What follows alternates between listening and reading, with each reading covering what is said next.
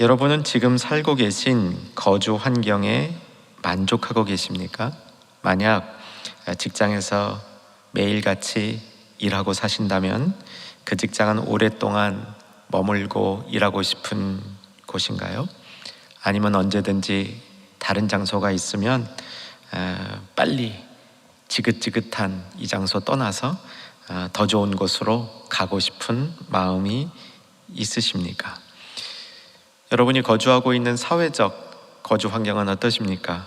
정치, 사회적인, 특별히 교회까지 여러 가지 주변으로 인해서 혼란을 겪고 있는 이 사회적인 거주 환경을 빨리 벗어나고 싶으십니까? 아니면 이 가운데도 평안하게 살고 계시다고 생각하십니까? 좀 바꿔 질문을 해보면 여행 혹은 TV, 인터넷을 통해서 너무 좋은 장소를 지나가면서 내가 나중에 여기서 살고 싶다 그렇게 생각했던, 그래서 꼭 그곳으로 가서 살아보고 싶은 그런 거주 환경, 그런 지역이 여러분 마음 가운데 있으십니까? 시인은 오늘 시편을 통해서 이 땅에서 가장 안전하고 행복하게 살 수 있는 거주 장소를 새롭게 발견하는 영의 눈을 뜨게 됩니다. 그리고 그것에 감격해서 오늘 시편 91편을 하나님 앞에 올려드리는데, 시편 기자가 발견한 특별한 거주의 장소는 1절에 기록이 되어 있습니다. 지존자의 은밀한 곳에 거주하는 것. 그리고 그 내용을 다시 한번 풀어 얘기하는데, 전능자의 그늘 아래 사는 것이다. 가장 안전하고 행복한, 시편 기자가 새롭게 발견한 이 장소에 대해서 하나님께 찬양을 올리며 다른 사람들에게 이 장소를 소개하고 있는 것이죠. 지존자의 은밀한 곳에 거하는 자는 주님을 거처로 살고 싶어하는 수많은 하나님의 백성들이 공감하는 표현이라고 생각합니다. 여러분 어떠십니까? 지존자의 은밀한 곳, 그곳에 거주하고 싶지 않으십니까? 그렇게 될 수 있기를 주의 이름으로 축원합니다. 그리고 우리가 사랑하는 충영교회가 지존자의 은밀한 곳, 전능자의 날개 아래와 같은 곳이 될 수 있기를 또한 소망합니다. 하나님 여호와를 거처로 사는 그 삶에 대한 노래는 오늘 시편 91편에서 시작하는 것이 아니라 하나 앞에 시인 90편에서부터 시작이 되죠. 90편으로 성경 가지신 분들 이동해 보시면 90편 1절이 주여 주는 대대의 우리의 무엇이 거처가 되셨나이다.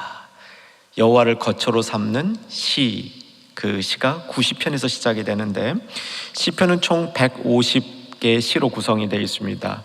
5개의 책으로 나누어지는데 90편 시작 부분을 보면 여러분 성경에 제4권 이렇게 되어 있고요. 누가 지었냐면 하나님의 사람 모세의 기도다. 이 시편 90편은 모세가 지은 것이다 이렇게 알려져 있습니다. 91편도 같은 하나님의 거처에 관한 주제인데 이 저자는 정확히 알 수 없습니다. 모세가 썼다라는 분들도 있고 모세의 생각을 다윗이 다시 한번 옮겨 적었다 이렇게 생각하는 분도 있지만 우리가 내릴 수 있는 결론은 시인은 누구인지 정확히 알 수 없다 될 것 같습니다. 시편 90편의 주제는 뭐냐면 인생이 참 덧없을 정도로 짧다는 겁니다. 아마 시편 90편의 내용을 제가 추려서 여러분에게 소개할 테인데 그 내용이 시편 90편에 있구나 라고 금방 감지가 되실 겁니다. 3절을 보면 주께서 사람을 티끌로 돌아가게 하시고 말씀하시기를 너 인생들은 돌아가라 하셨으니, 5절 주께서 그들을 홍수처럼 쓸어가시나니 그들은 잠깐 자는 것 같으며 아침에 돋는 풀 같으며, 6절 푸른 아침에 꽃이 피어 자라다가 저녁에 시들어 마르니라. 10절 유명한 구절이죠.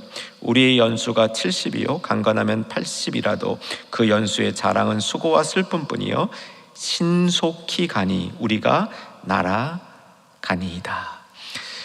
인생이 참 허망하고 빠르게 지나가는 그러한 상황을 감지한 시편 기자는 이런 인생에서 가장 중요한 지혜 중에 하나가 여호와에게 거처하는, 여호와를 거처 삼는 것이다. 이 땅에서 살아가는 가운데 여호와를 주거지로 삼는 것이 지혜로운 일이다, 이렇게 선포를 하는 거죠. 91장으로 넘어가면 인생이 덧없이 빨리 지나가는 상황이 아니라 몹시 어려운 상황, 난관, 재앙, 적들의 침입, 이렇게 목숨이 경각에 달려있는 상황, 이런 어려운 시기를 걸어갈 때에도 그 상황을 이기는 힘은 뭐냐면 여호와를 거처로 삼는 것이다, 거주지로 삼는 것이다. 그것을 91편의 시인은 아주 멋지게 노래합니다. 지존자의 은밀한 곳에 거주하는 자. 오늘 우리가 이 축복을 좀 누렸으면 좋겠습니다. 우리의 상황이 쉽지 않지 않습니까? 우리 중에 누군가는 매우 어려운 상황을 매일같이 경험하리라 생각합니다. 이때 우리에게 주어지는 성경의 지혜는 지존자의 은밀한 곳에 거하라 말씀하시는 거죠. 지존자의 은밀한 곳에 거하는 사람은 2절에 보면 여호와의 이름을 고백합니다. 여호와를 다음과 같이 인정하는데 세 가지죠. 그는 나의 피난처요, 나의 요새요, 내가 의뢰하는 하나님이라. 이런 고백을 올려드리는 겁니다. 우리 안에도 이 고백이 있었으면 좋겠습니다. 우리에게 익숙한 표현들이죠. 여호와는 나의 피난처라, 나의 요새라, 내가 의뢰하는 하나님이라. 의지가 아닙니다. 의뢰하는, 의지하고 신뢰하는 하나님이라. 나의 믿음이, 나의 자신감이, 내가 설 수 있는 힘이 그에게 있다, 이런 고백이 되는 거죠. 여러분, 지존자의 은밀한 곳에 거하는 것은 영적으로 풀어진 삶을 의미하는 게 아닙니다. 영적으로 하나님을 선명하게 고백하는 그 삶과 관련이 있다는 사실이죠. 피난처, 우리에게 필요한 것입니다. 사실 오늘 시편이 노래하고 있는 하나님의 보호를 대표적으로 상징하는 것이 피난처라고 말할 수 있겠습니다. 이 피난처를 4절에 보면 날개 아래 이렇게 설명하죠. 날개 아래 덮어주신 하나님, 여러분 잠시 느껴보시기 바랍니다. 하나님의 날개 아래 거하는 것. 오늘 이 예배에 참석하고 있는 모든 하나님의 백성들, 특별히 충현 가족들에게 우리 주님이 주시는 은혜입니다.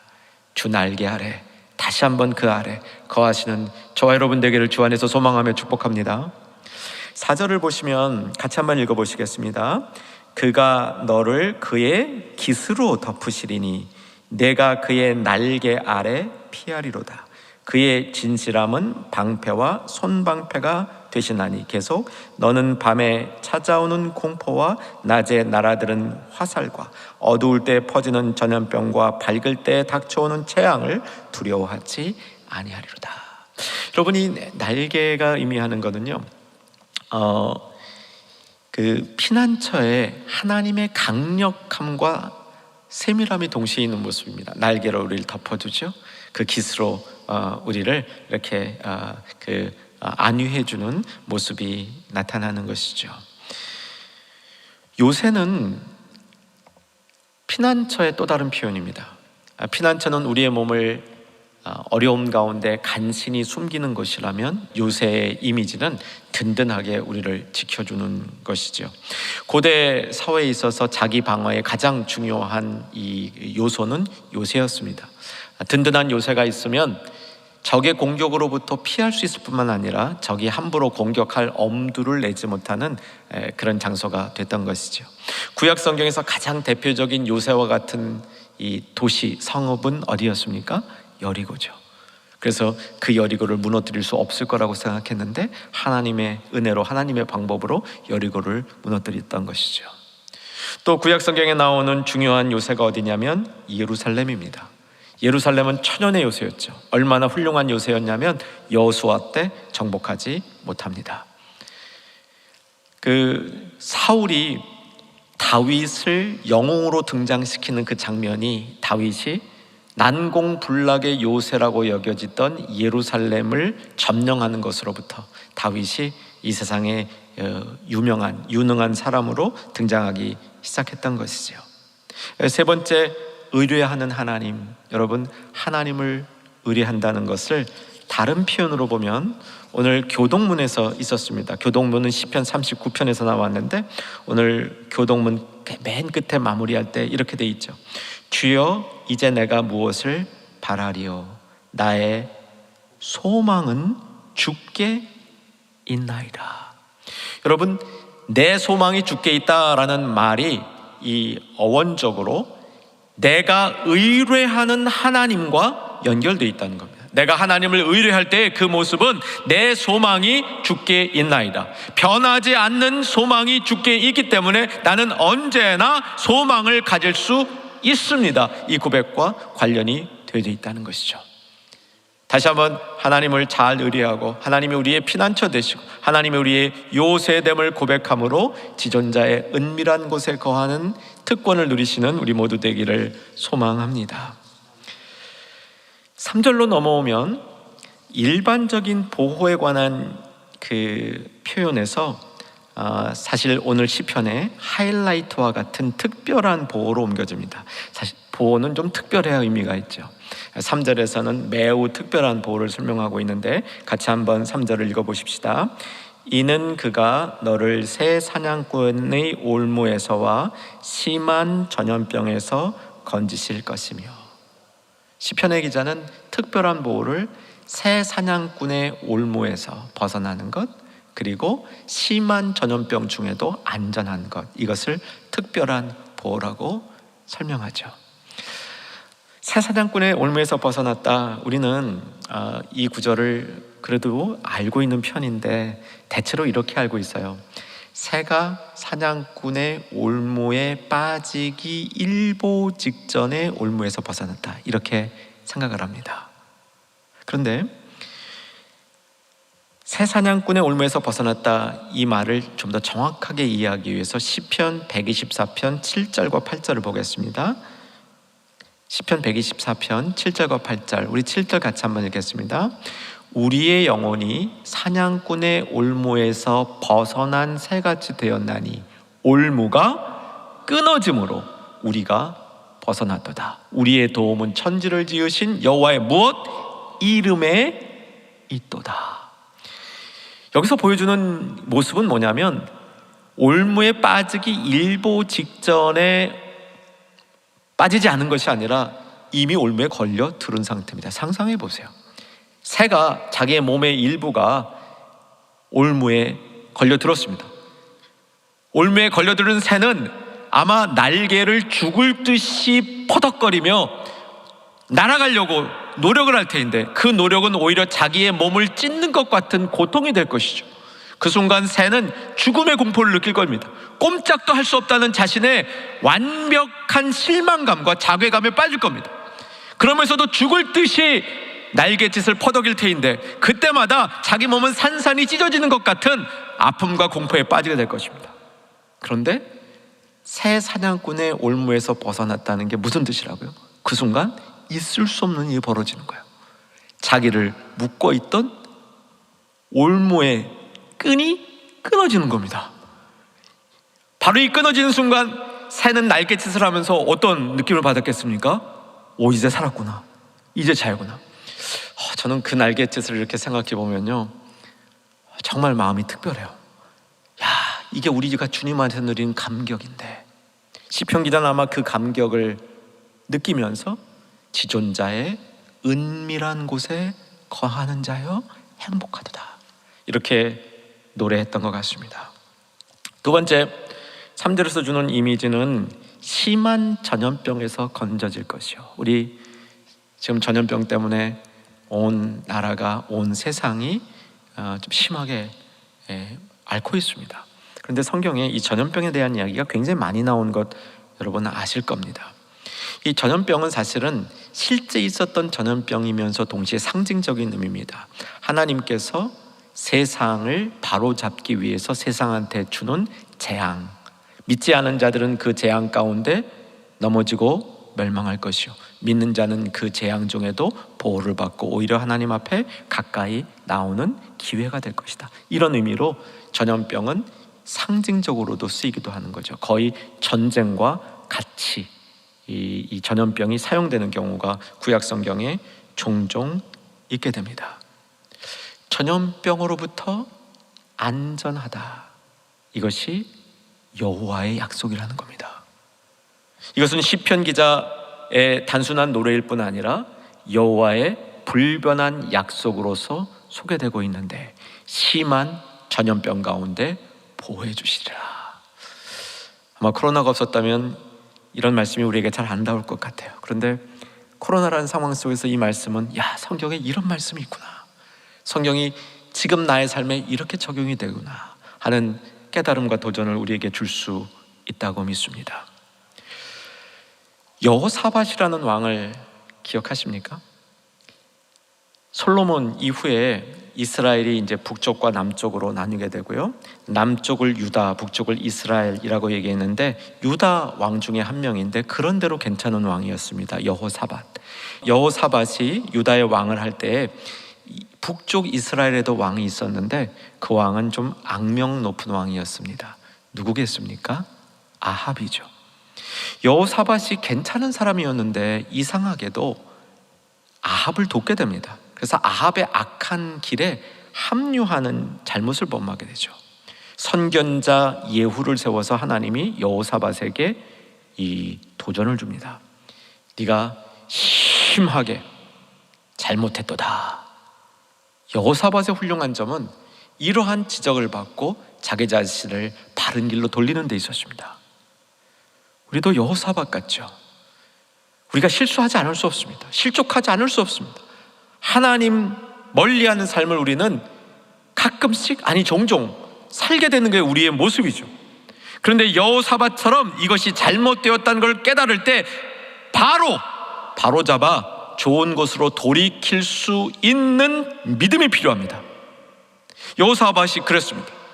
여호사밧은 예후에 전달되어진 하나님의 뜻을 받고 회개를 하는데 그 회개하는 모습이 역대하 19장서부터 쭉 기록이 되는데 어떻게 했냐면 자기가 통치하는 영역 속에 모든 백성이 하나님께로 돌아올 수 있도록 조치를 취한 겁니다. 방법은 각 마을을 다스리는 행정관들이 정의롭고 공의롭게 다스리는 사람들이 되도록 그 사람들을 바로 세운 겁니다. 그렇지 못한 인물들은 바꾼 것이죠. 그래서 하나님의 공의로 자신의 백성들을 다스릴 수 있도록 조치를 취한 것이 여호사밧이 한 일이었습니다.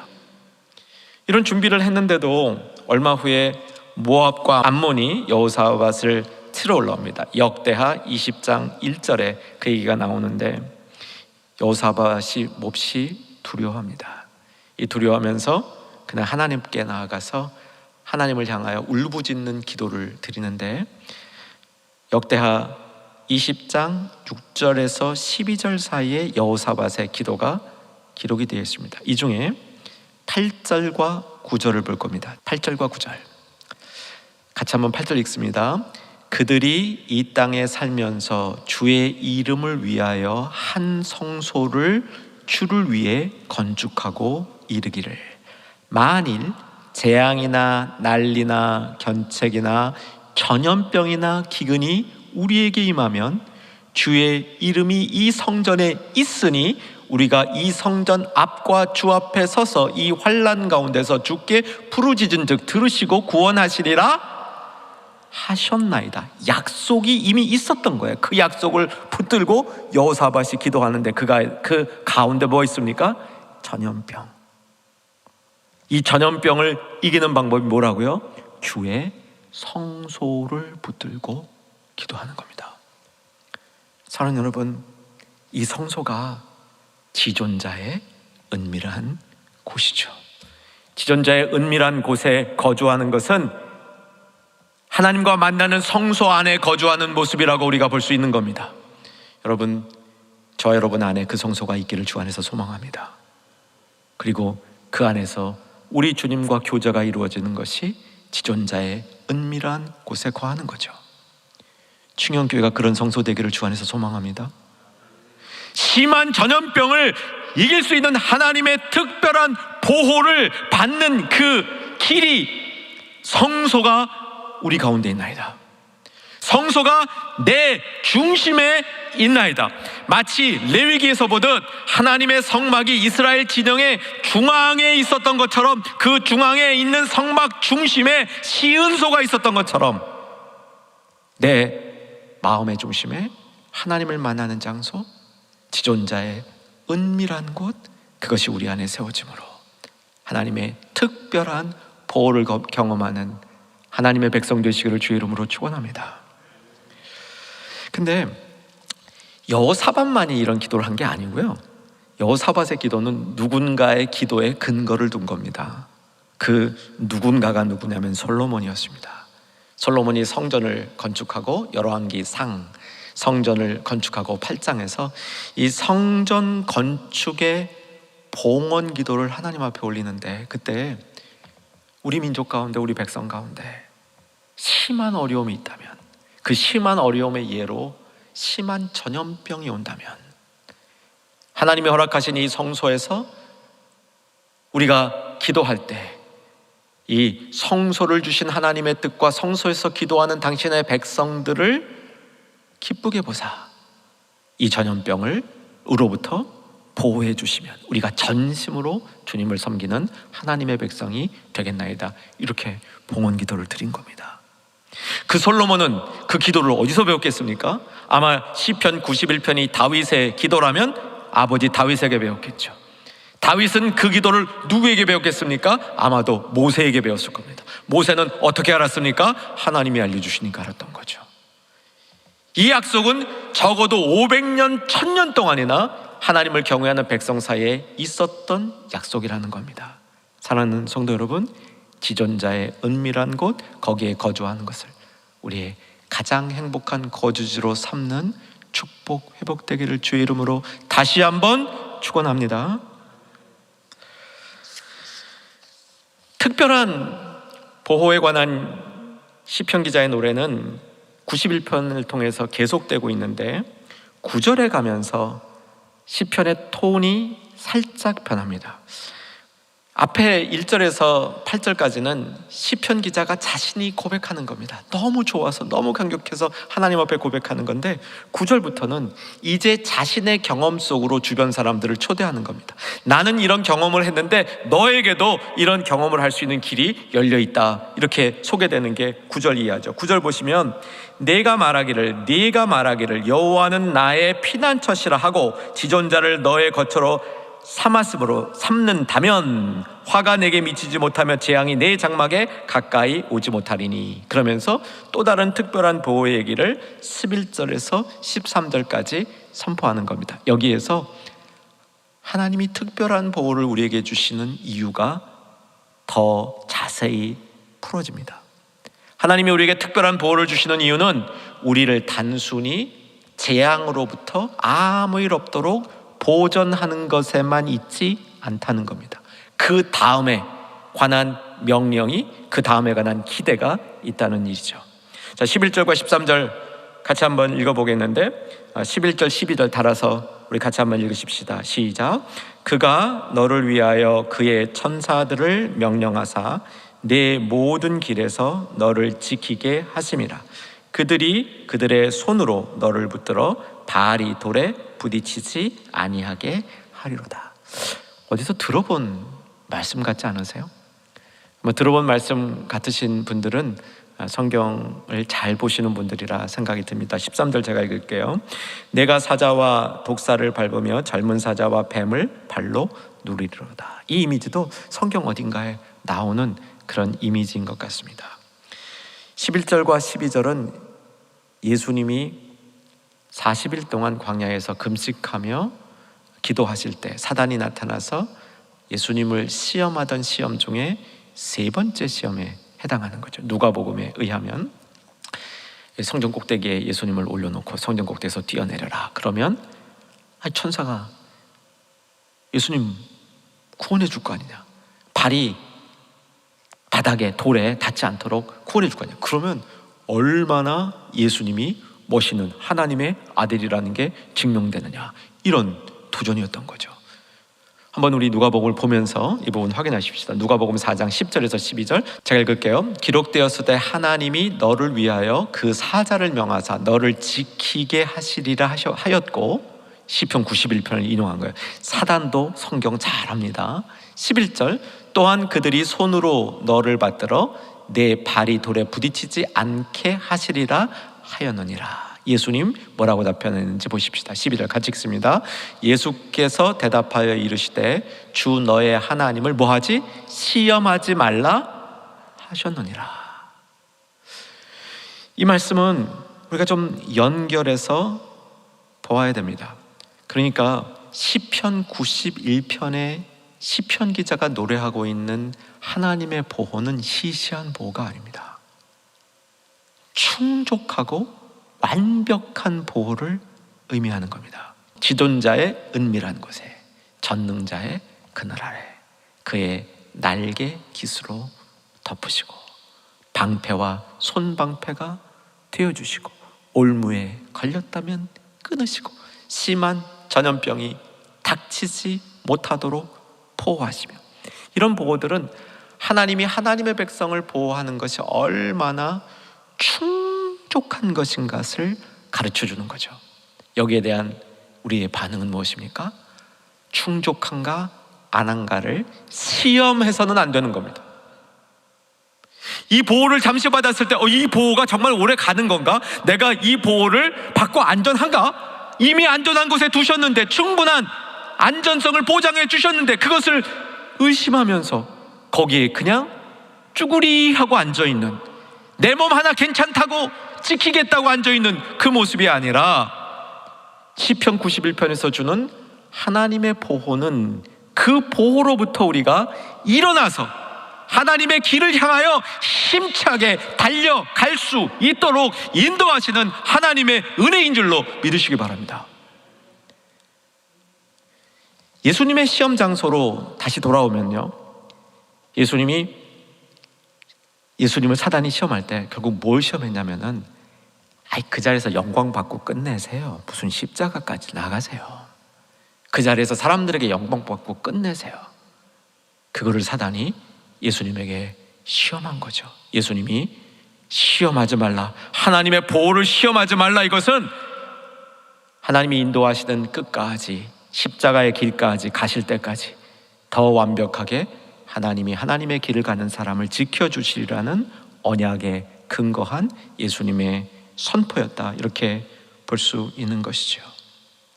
하나님의 보호는 아무 일도 안 하는 것이 아닙니다. 내가 보호받고 있을 때 그 자리에 머물러 주저앉아 있는 것이 아닙니다.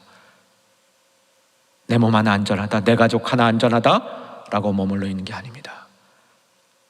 하나님의 보호는 그 보호를 받을수록 주님이 원하시는 세계를 향하여, 주님이 이루고자 하는 그 뜻을 향하여, 아무리 전염병이 창궐하고 전쟁이 흉흉한 것 같은 그 상황 속에도 담대하게 일어서 나아가는 성도에 대한 요구인 줄로 믿으시기 바랍니다. 저는 충현의 모든 가족들과 충현교회와 우리 모두가 이런 보호를 받는 성도 되기를 주 안에서 간절히 소망합니다. 왜 피난처라는 말을 쓰시죠? 왜 피난처?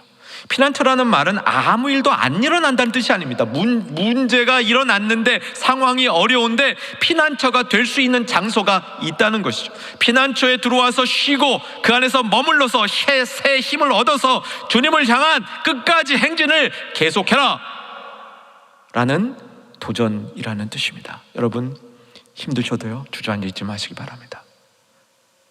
내가 무엇인가 할 수 있는 능력이 상실된 것 같다고 생각이 들 때에도 여러분, 피난처가 있습니다. 지존자의 은밀한 곳이 있습니다. 그곳에서 주님을 만나는 새 힘을 가지시고 일어나 다시 앞으로 나아가는 일을 쉬지 않는 우리 모두가 되어야 합니다.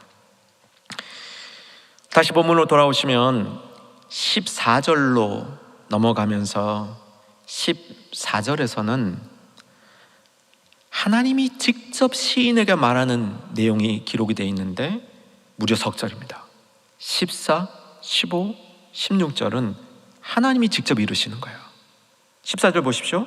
하나님이 이르시되 그가 나를 사랑한즉 시인이 나 여호와를 사랑한즉 나 여호와가 시인을 건지리라. 시인이 내 이름을 안즉 내가 하나님을 피난처 삼아 세상에 나아가 다시 한번 힘을 얻고 나아가는 그 하나님의 백성을 높이리라 라고 선포해 주시는 것이죠. 이런 모습은 하나님의 음성을 시인이 직접 들었던 그 마음의 확신, 자신감에서 비롯되고 있는데, 사실 시편 기자가 이렇게 하나님의 보호를 확실히 느끼며 지존자의 은밀한 곳에 거할 수 없었는데, 전에는 없었는데 은밀한 곳에 거할 수 있는 이런 특권이 생겼음을 감격하는 이유가 있습니다.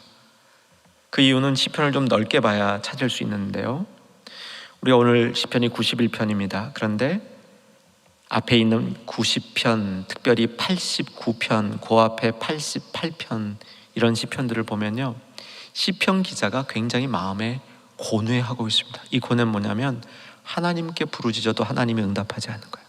하나님이 낯을 돌리신 것 같습니다. 그 낯을 돌리신 기간이 너무 길어서 어쩌면 이것이 돌이킬 수 없는 상황이 아닌가 하는 마음에 낙심이 들고 있는 상황이었습니다.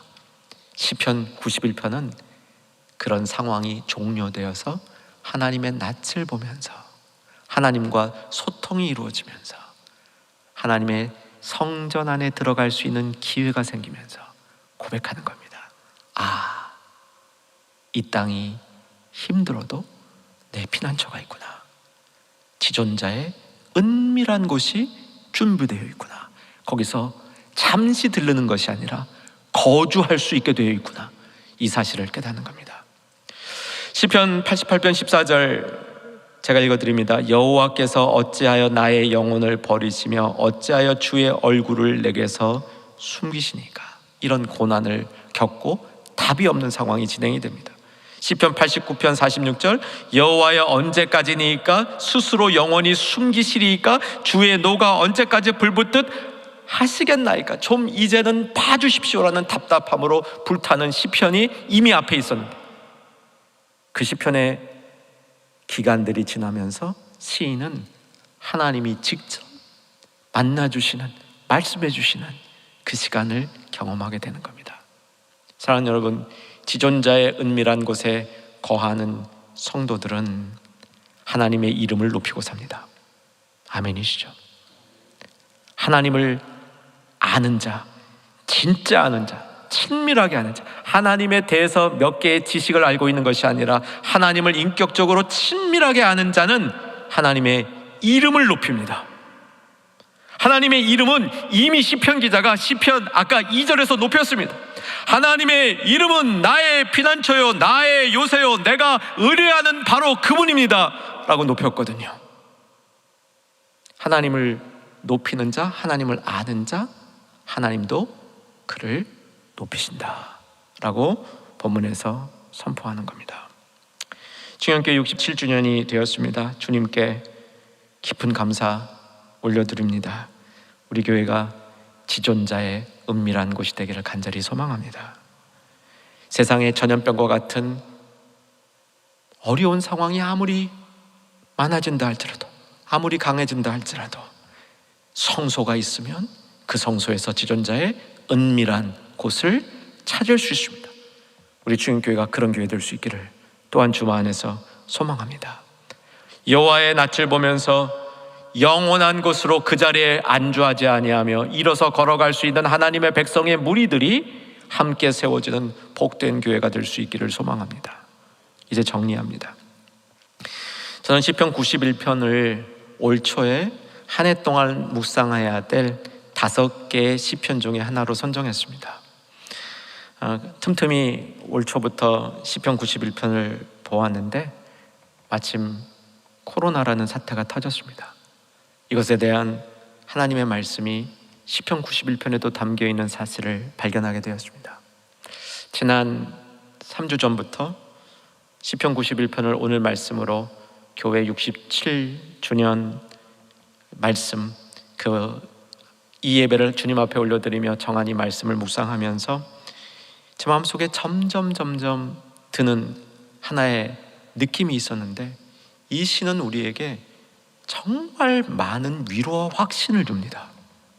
지존자의 은밀한 곳, 전능자의 그늘 아래, 새사냥꾼의 올무에 걸려있던 끈이 끊어지는 모습, 주변에 1000명, 10,000명이 쓰러져 가는데 그 안에도 보존되어 있는 모습, 천사를 통해서 그 발을 지켜주는 모습, 이런 모습들 하나하나가 참 저에게는 많은 확신을 주는, 믿음의 확신을 주는 그 묘한 힘이 이 시편에 있다는 사실을 발견했는데, 어제 저녁에 설교를 마무리하면서 또 다른 깨달음이 하나 생겼습니다. 이 힘이 어디서 오나? 제가 깨달은 것은 시편 91편의 특징은 마지막 마침표가 시인의 소리가 아니라 하나님의 음성으로 끝나는 겁니다. 시인이 자기의 깨달은 바를 노래하는 것이 노래함으로 끝나는 것이 아니라 하나님이 이 시인과 시인을 통해서 우리에게 주신 말씀으로 끝나는 것이기 때문에 힘이 있다는 사실을 깨달았습니다. 16절 보십시오. 내가 그를, 하나님입니다, 내가 그를 장수하게 함으로 그를 만족하게 하며 그의 구원을 그에게 보이리라. 누구 말입니까? 하나님의 말씀입니다. 여러분, 지존자의 은밀한 곳에 거하는 자는 마지막이 하나님의 말씀으로 맺어지는 겁니다. 여러분, 우리의 삶이, 우리가 겪어가는 어려운 환경들이, 우리가 나아가야 될 전진의 그 길들이 하나님의 말씀으로 맺혀지는 복된 삶이 되기를 주의 이름으로 축원합니다.